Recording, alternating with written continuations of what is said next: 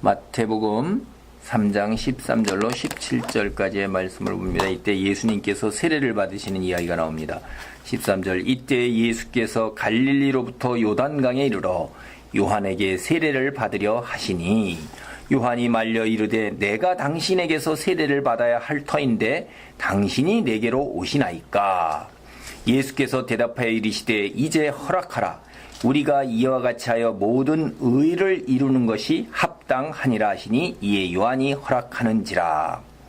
이제 예수님이 우리가 하나님의 독생자 아들이라는 걸 우리는 알아요. 하나님이 이 땅에 육신으로 오셨다는 걸 우리는 이제 1장, 2장으로부터 벌써 우리는 알아요. 임마누엘이라는 것, 예수라는 이름 자체에 여기에서 그 다음에 하나님께서 이게 유대 베들레헴 거기에서 선지자, 다스리는 자가 나와서 이스라엘의 왕이 된다는 이야기도 하셨어요. 예수님이 통치자이시라는 걸 우리는 이 통해서 다 압니다. 그 세례 요한은 자신이 예수님의 그 복음 전하는 사역에 앞서서 백성들의 마음을 하나님께로 향하도록 만드는 자, 그래서 광야에 외치는 자의 소리가 바로 자기의 사명이고 인생에서 맡은 역할이라는 것을 이미 알고 온 사람이에요. 태중에 있을 때부터 그 사실을 알고 태어난 사람이에요. 그래서 본인이 이미 광야에 나가서 그런 생활을 하는 거예요. 세상의 것들을 다 내려놓고 낙타 털옷을 입고 가죽띠 메고 음식은 메뚜기와 석청인 자연 상태에 있는 거니까 세상의 것들에 욕심을 부리지 아니하고 영원한 시간을 바라보면서 사는 사람의 모습이란 말이에요.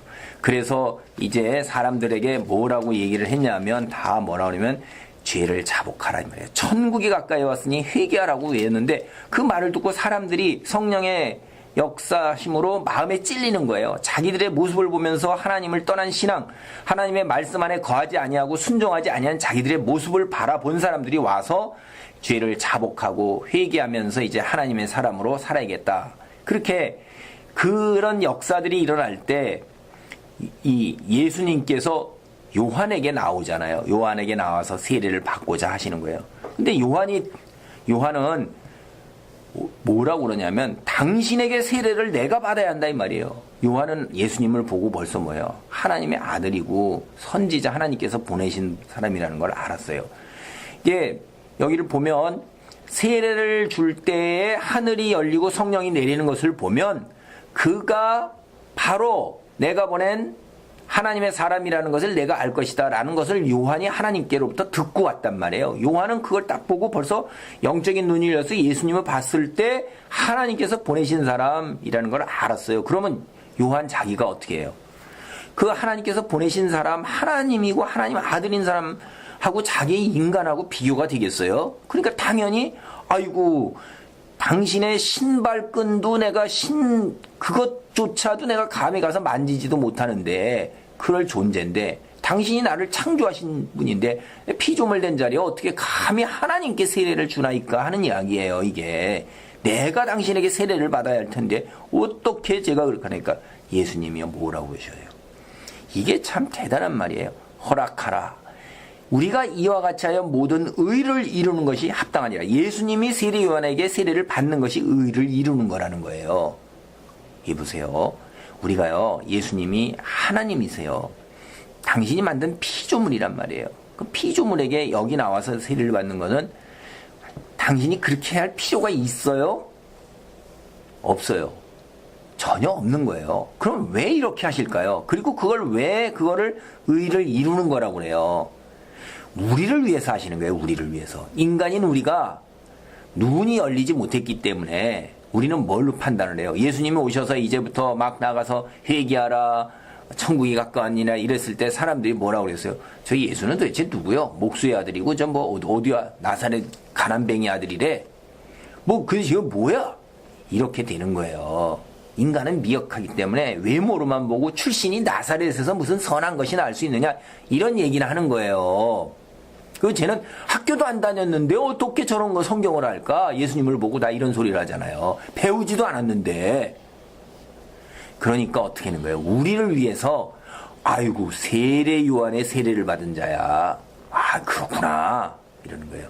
세례 요한이 그때 당시에 사람들 성경을 보면 모든 사람이 하나님의 보낸 사람으로 다 인정하는 사람이에요. 하나님의 보낸 사람부터 인정받아서 세례를 받는 건 하나님의 보낸 사람이 인정하는 사람이라는 거예요. 그럼 어디서부터 우리가 하나님이 보낸 사람 세례 요한 그분이 인정한 분이야. 아이고 그렇구나. 그럼 예수님도 맞아. 세례 요한이 인정했으면 내가 거부할 필요가 없지.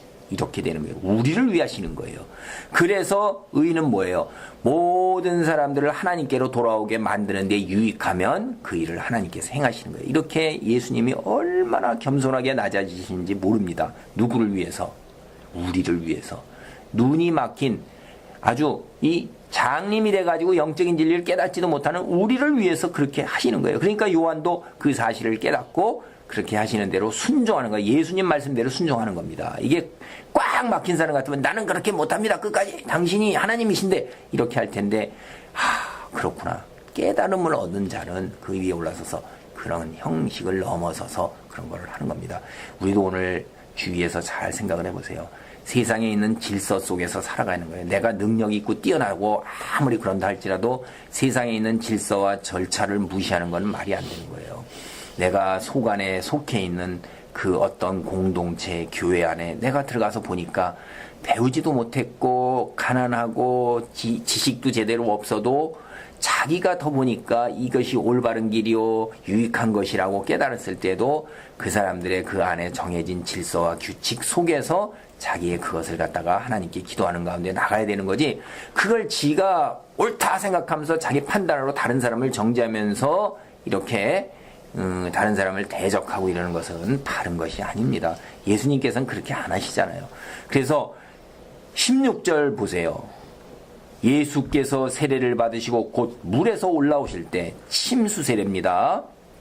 하늘이 열리고 하나님의 성령이 비둘기같이 내려 자기 위에 임하심을 보시더니 하늘이 열렸다 하는데 이거는 마태복음이나 다른 복음서에는 하늘이 열렸다고 나와요.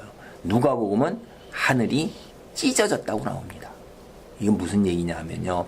우리가 사는 세계는 육으로 이루어진 물질로 이루어진 세계예요. 하나님이 계시는 세계는 뭐죠? 영적인 세계예요. 영이 있어요. 우리도 죽은 다음엔 육체는 못 가지만 영으로 나간다 이 말이에요. 하나님이 먼저 계시는 세계가 영의 세계인데 하나님께서 이 물질로 이루어진 세계를 또 창조하셨어요.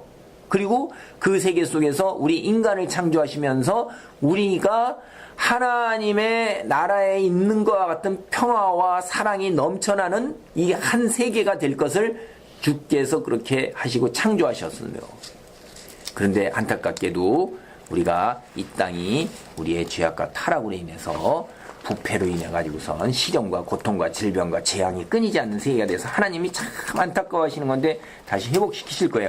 그래서 어쨌든 이 하나님의 계신 곳과 이 우리가 사는 곳과 영의 세계와 이 물질의 세계가 연결되는 통로가 열린 거예요. 그래서 누가 오시죠? 성령이 오시는 겁니다.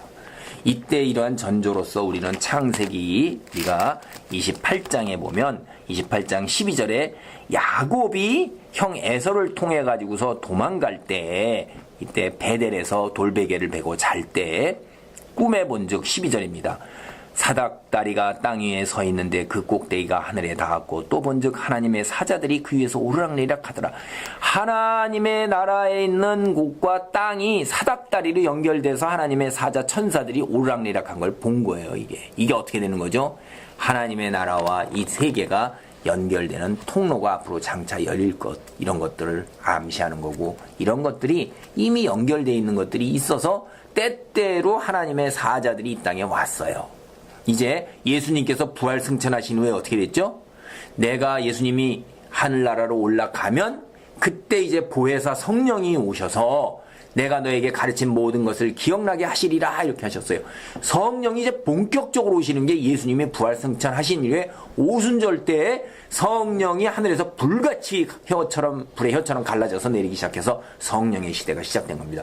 구약에서도 성령이 때때로 오셨지만은 그러나 하늘나라하고 이 땅이 완전히 연결되어서 하나님의 관건에 의해서 그 통로가 만들어진 거예요. 그리고 나서 이렇게 성령이 오셔서 우리가 늘 성령의 덧입음을 받아서 하나님의 말씀을 깨닫고 하나님께 나아갈 수 있게 되는 거예요. 하나님의 성령을 뭘로 비유해줘? 비둘기라고 비유했어요. 나중에 또 한번 살펴보겠습니다. 17절 하늘로부터 소리가 있어 말씀하시되 이는 내 사랑하는 아들이요 내 기뻐하는 자라.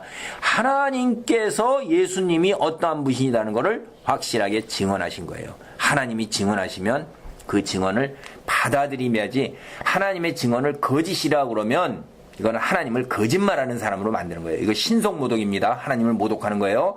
세상에서 모든 죄는 다 용서받지만 하나님을 대적하고 하나님을 신성모독하는 죄는 용서받지 못한다고 분명하게 돼 있어요. 그러니까 우리가 하나님이 내 사랑하는 아들이요 내 기뻐하는 자라고 증언한 것을 받아들이지 않는 자는 어떠한 거예요? 신성모독이에요. 그래서 믿지 않는 자는 지옥에 가는 겁니다. 그 죄만큼은 용서를 못 받는 거예요. 왜 하나님을 믿지 않으면 지옥 가느냐 했을 때 하나님이 하신 말씀을 믿지 않는다는 건 하나님을 거짓말하는 자로 만들고 신성모독이기 때문에 그래서 그 죄값으로 그대로 가는 겁니다. 오늘 우리가 하나님을 믿는 놀라운 은혜 안에 있는 것, 하나님께서 우리를 택하시고 우리의 눈을 열어주신 놀라운 축복 속에 있는 것 감사하면서 승리하는 나날이 되기 바랍니다. 아멘.